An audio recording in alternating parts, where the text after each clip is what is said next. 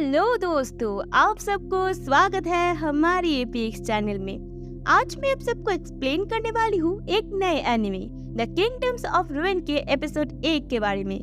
Episode की शुरुआत में स्क्रीन राइटर बोलती है कि शुरू में जब गॉड ने इंसानों को बनाया था तो उसके साथ साथ जादूगरनी को भी बनाया था, जिसको गॉड ने अपना पावर दिया था इंसानों को गाइड और मदद करने के लिए।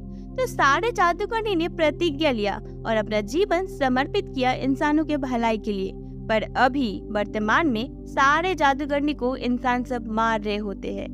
और अगले सीन में हमें अपना मेन कैरेक्टर एडोनिस दिखता है, जो कि उसका मास्टर क्लोए के साथ एक रेगिस्तान पे होता है और वो लोग रेडिया एम्पायर से भागने की कोशिश कर रहे हैं। तो क्लोए मैप को देख रही होती है क्योंकि वो लोग भटक गए होते हैं। तो तभी एडोनिस स्मार्टफोन से उन लोगों का लोकेशन को देखता है, जो कि उसने खुद बनाया है, इसलिए एम्पायर ने उन लोगों को ट्रैक नहीं कर पाएंगे। तो कुछ देर बाद जब वो लोग जाने वाले होते हैं तो एडोनिस दुखी होकर बोलता है कि क्यों उन लोगों को भागना फिरना पड़ रहा है। तो क्लोए बोलती है क्योंकि वो एक जादूगरनी है और इस जमाने में जादूगरनी को मार दिया जाता है। और उसके बाद ये सुन के वो लोग चलने लगते हैं। तो तभी उन लोगों को कुछ चीज का आवाज आता है, जो कि रेडिया एम्पायर के सोल्जर होता है।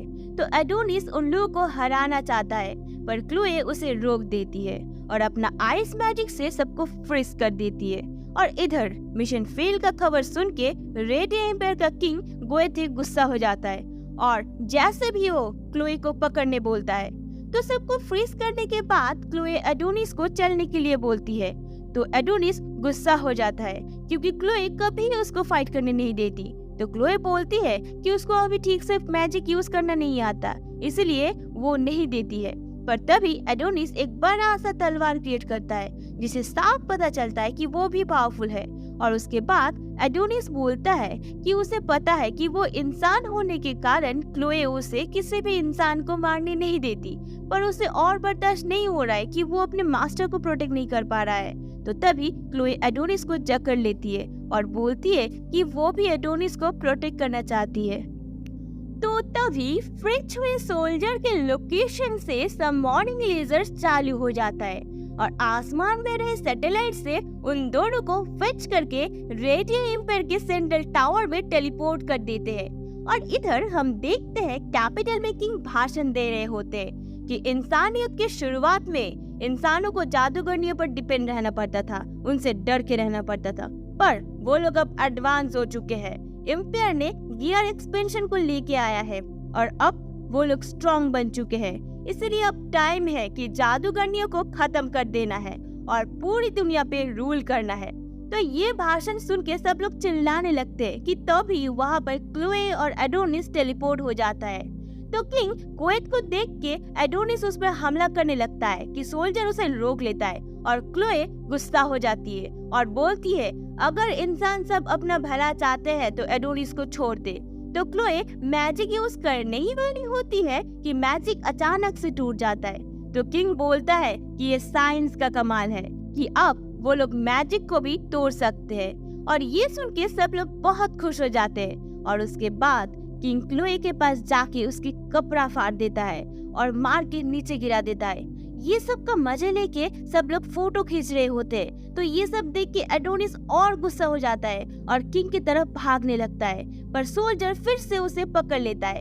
तो किंग एडोनिस को मार देने बोलता है। तो क्लोए एडोनिस का जान बचाने के लिए किंग के पैर पड़ती है कि एडोनिस को जाने दे, उसमें इसका कोई दोष नहीं है, वो एक इंसान है उन लोगों की तरह। और बोलती है कि उसी ने एडोनिस को किडनैप किया था और अपना स्लेव बनाया था, इसलिए वो किंग से भीख मांगती है कि वो एडोनिस को जाने दे और किंग जो चाहे उसके साथ कर सकता है।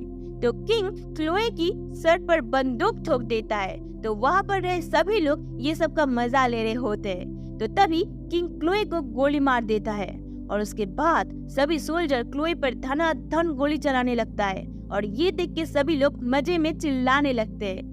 तो किंग क्लोए का सर काट के सबको दिखाता है, जिसे सब लोग बहुत खुश हो जाते हैं।